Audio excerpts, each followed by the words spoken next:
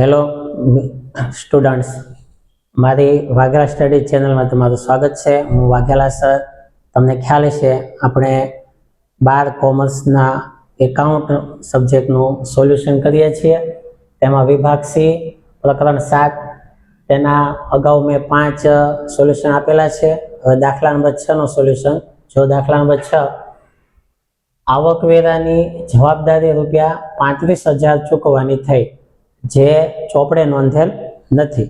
એટલે કે આવકવેરાની જવાબદારી ચોપડે નોંધેલ નથી, બરાબર, પણ ચૂકવવાની થઈ, મતલબ કે ચૂકવી દીધા પૈસા, એમ આવકવેરાના 35,000 ચૂકવી દીધા. તો પેઢીમાંથી રોકડ જાય છે, રોકડ જાય તો જમા થાય, બરાબર એમ. તો હવે જો ધ્યાન આપો કે આન્સર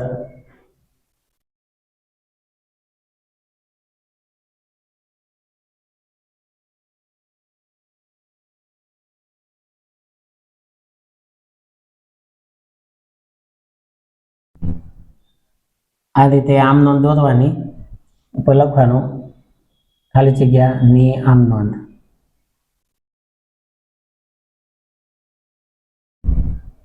પછી આમ નોંધ બનાવી એવી રીતે 5 ખાના કરવાના. તારીખ, વિગત,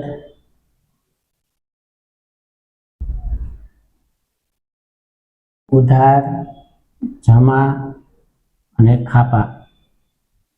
અહીંયા ખાપા આવશે, ખાતા વહીપાના નંબર, ઉધાર રૂપિયા અને જમા રૂપિયા, આવી રીતે. તારીખ નથી એટલે પહેલી 1. આ જવાબ પહેલી આમ નોંધનો, બરાબર, ધ્યાન આપજો. હવે શું કીધું છે કે આવકવેરાની જવાબદારી રૂપિયા 35,000 ચૂકવવાની થઈ જે ચોપડે નોંધેલ નથી. જો ચોપડે નોંધેલ હોત તો સૌથી પહેલા માલ મિલકત ખાતામાં આપણે લઈ જવું પડે, આવું બધું કરવું પડે, પણ અહીંયા ચૂકવાનું થાય છે. તો હવે 35,000 રૂપિયા જાય છે, હવે જાય તો જમા, એટલે કે રોકડ બેંક ખાતું જમા થશે અને માલ મિલકત ખાતું જે છે તે ઉધાર થશે. તો માલ મિલકત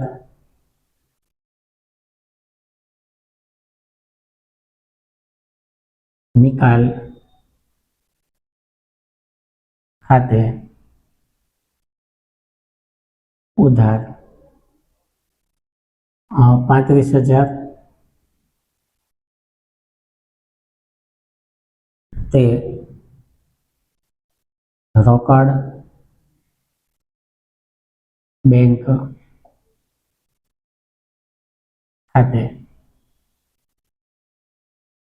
35,000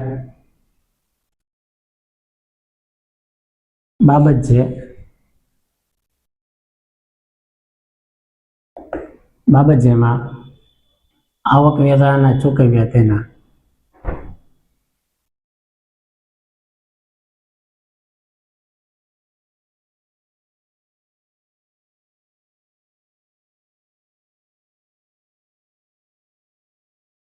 હવે બીજી આમ નોંધ. તો એકમાં બધી નહીં કરવાની, કેમ કે ત્રણેય આમ નોંધ અલગ અલગ છે. ફરી વખત આમ નોંધ દોરવાની. આવી રીતે 3 ખાના 5 ખાનાની આમ નોંધ છે, આપણે કરીએ એમ દોરવાની. ફરી વખત ઉપર લખવાનું ખાલી જગ્યા ની આમ નોંધ,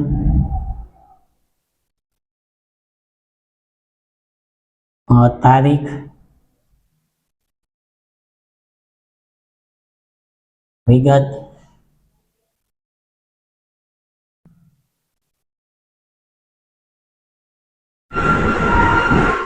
ખાપા, ઉધાર અને જમા, આવી રીતે.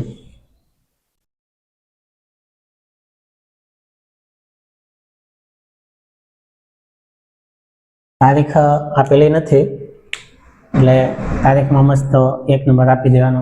હવે જો શું છે, વિસર્જન સમયે નહીં નોંધાયેલ યંત્રના રૂપિયા 25,000 ઉપજ્યા.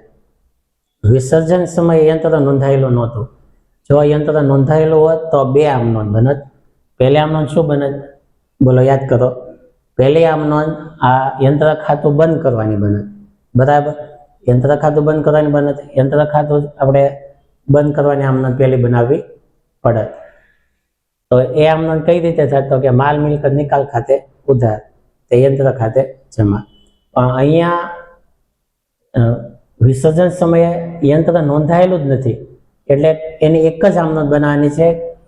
એના 25,000 રૂપિયા ઉપજ્યા છે, ઉપજ થઈ છે, એટલે કે રોકડ આવી છે. તો આવે તો ઉધાર, તો રોકડ બેંક ખાતે ઉધાર 25,000 તે બોલો તેમાં શું લખવાનું? તે યંત્ર ખાતે લખશો. બોલો, નો યંત્ર ખાતે ના આવે, કેમ કે આ વિસર્જનની આમ નોંધો છે. વિસર્જનની આમ નોંધમાં માલ મિલકત નિકાલ ખાતું આવે, તો તે માલ મિલકત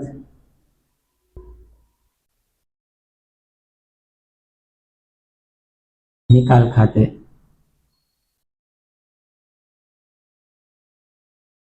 25,000 બાબત છે. હવે બાબત જેમાં યંત્રનું આવશે, નહીં નોંધાયેલ યંત્રના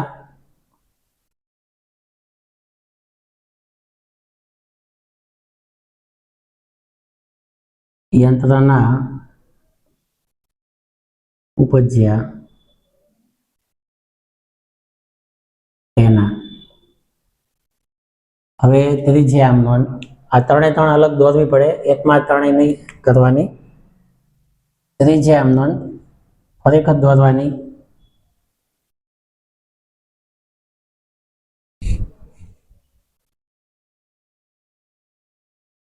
આવી રીતે 5 ખાના કરવાના.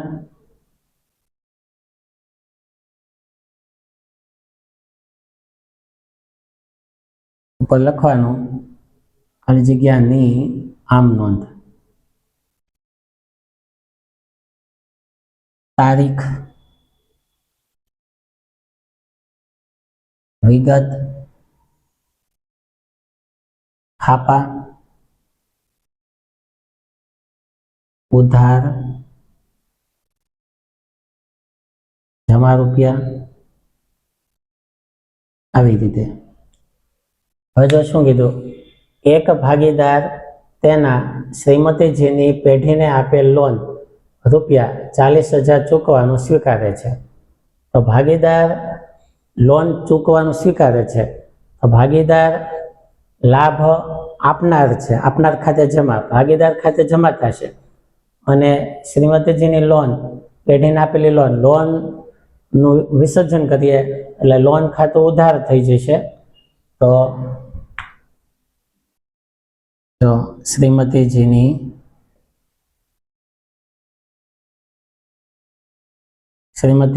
લોન ખાતે ઉધાર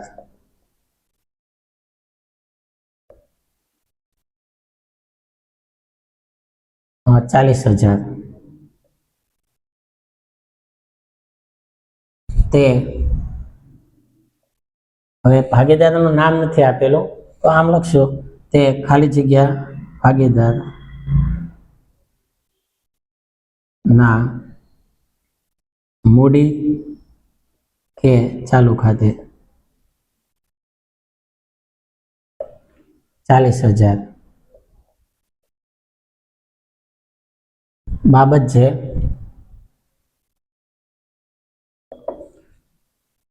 એક ભાગીદારે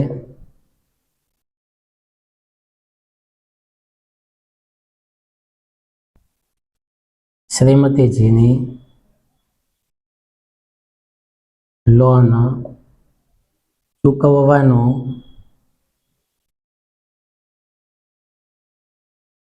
સ્વીકાર્યું તેના.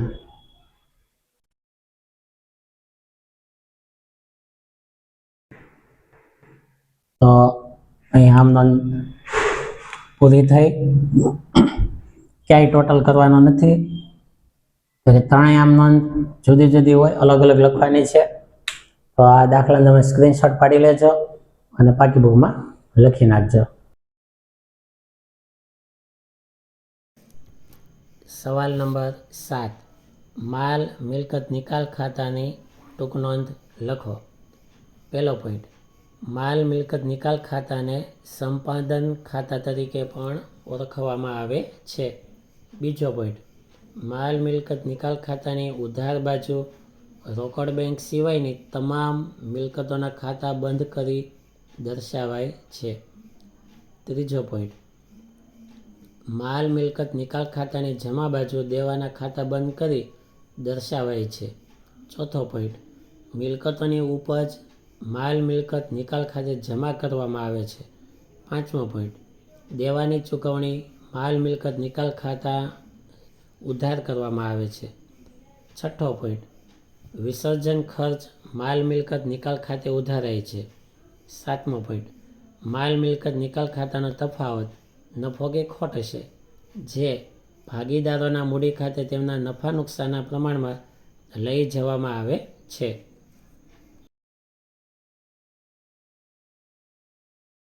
હવે દાખલા નંબર 8 જુઓ. પેઢીના વિસર્જનની આમ નોંધ લખો. પેઢીના વિસર્જન સમયે પાઘડીની ચોપડે કિંમત ₹56,000 છે. રકમ કોઈ ઉપજતી નથી, એટલે કે તેની બજારમાં કોઈ કિંમત આવતી નથી. તો પહેલા તેની આમ નોંધ આપણે કરીએ.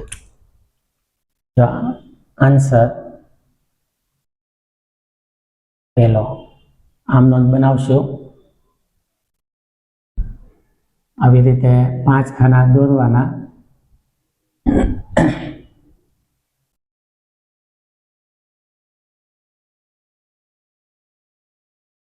તારીખ,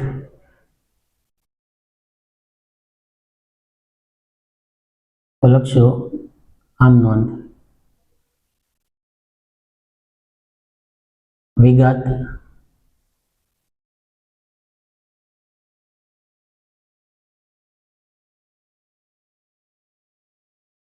ખાપા, ઉધાર, રૂપિયા, જમા, રૂપિયા. પહેલી આમ નોંધ.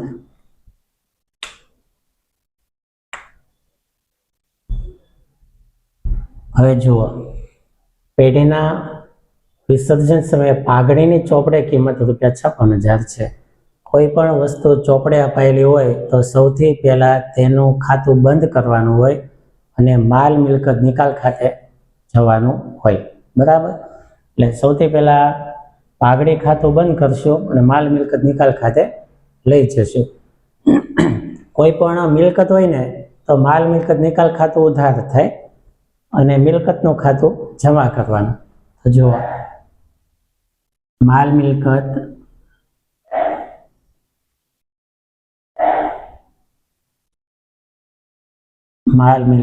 નિકાલ ખાતે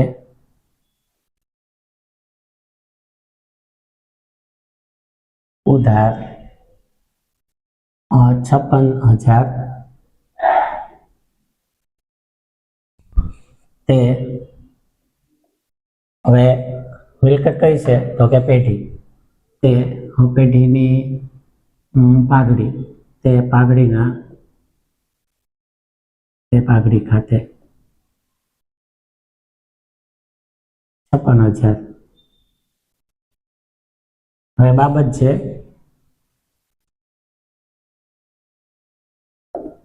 જેમાં લખવાનું પાઘડી ખાતું બંધ કરી, જો પાઘડી ખાતું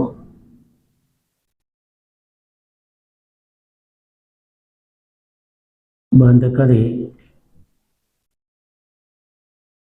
માલ મિલકત નિકાલ ખાતે લઈ ગયા તેના. હવે આ એક આમ નોંધ પૂરી થઈ. હવે એમાં જ તે બીજી આમ નોંધ.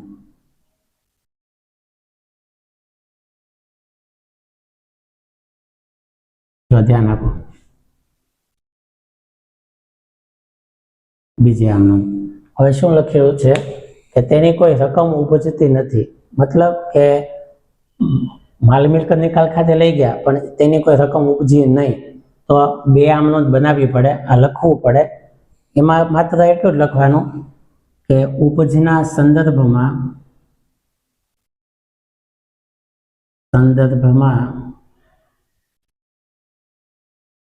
હિસાબી નોંધ થશે નહીં.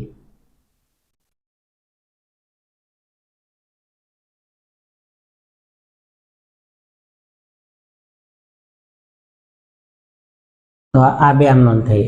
હવે પહેલાની બે આમ નોંધ, હવે બીજી આમ નોંધ. આન્સર બીજો આમ નોંધ બનાવીએ.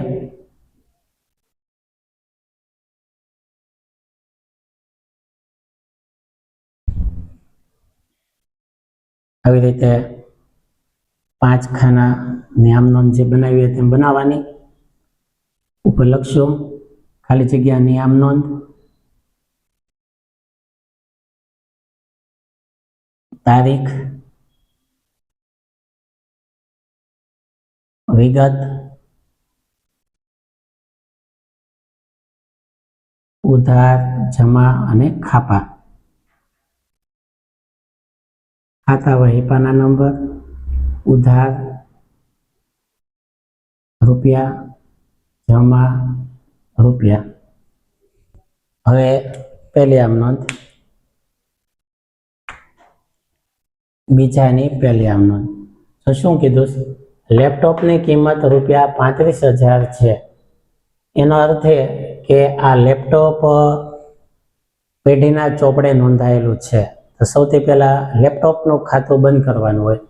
તો લેપટોપ ખાતું બંધ કરીએ તો લેપટોપ ખાતું જમા થશે અને માલ મિલકત ખાતું ઉધાર થશે. આ પેલી આમ નોંધની જેમ જો માલ મિલકત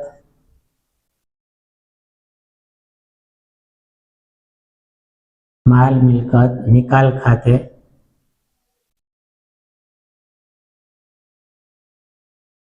ઉધાર. લેપટોપની કિંમત છે 35,000 રૂપિયા. તે લેપટોપ ખાતે 35,000 રૂપિયા. બાબત છે લેપટોપ ખાતું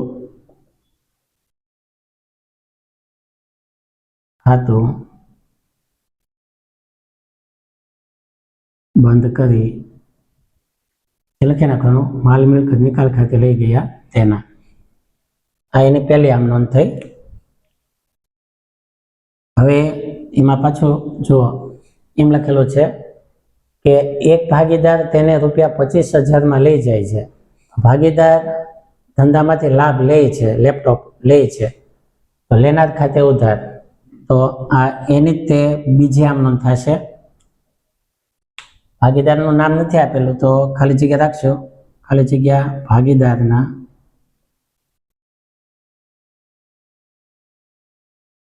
મૂડી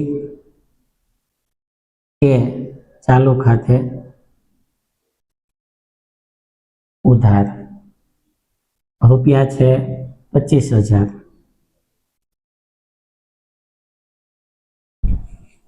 હવે જમામાં શું આવે? લેપટોપ લઈ જાય છે પણ લેપટોપ જમામાં આવશે નહીં. હવે આ ખાતું આવશે, માલ મિલકત નિકાલ ખાતું અહીંયા જમા થશે. તે માલ મિલકત નિકાલ ખાતે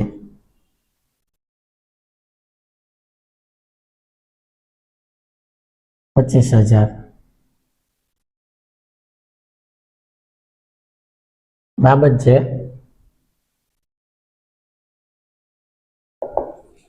એક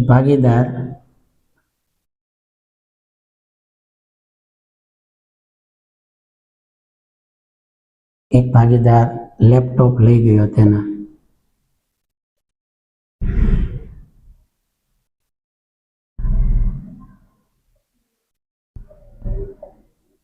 આમ નોંધ અહીંયા પૂરી થઈ બીજી. હવે ત્રીજે આમ નોંધ પૂરી કરીએ.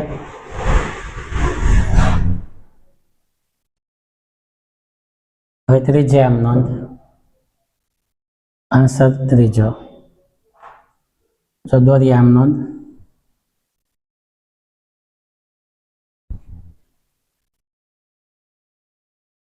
ખાલી જગ્યાની આમ નોંધ.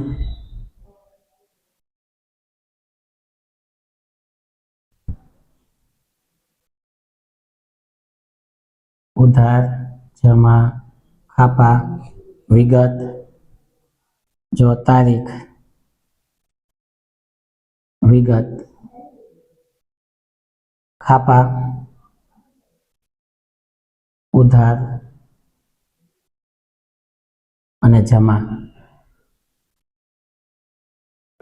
હવે જો આવકવેરાની જવાબદારી રૂપિયા 30,000 ચૂકવવાની થઈ, જે ચોપડે નોંધેલ નથી, ચૂકવી આપી. ચોપડે નોંધેલ જ નથી. ચોપડે નોંધેલું ન હોય તો માલ મિલકત નિકાલ ખાતું ન આવે, સીધા ચૂકવી દેવાના. ચૂકવાની થઈ બરાબર, એટલે કે આપણે રોકડ ચૂકવાની છે, એટલે કે રોકડ જાશે. રોકડ જાશે તો જાય તો જમા, બરાબર. તો માલ મિલકત નિકાલ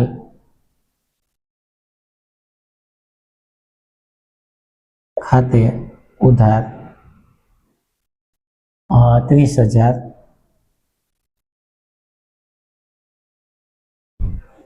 તે રોકડ અથવા બેંક ખાતે 30,000 બાબત છે. હવે આમાં આ જવાબદારી શેની હતી તો કે આવકવેરાની. આવકવેરા નામમાં આવશે, આવકવેરાને ચૂકવ્યા તેના.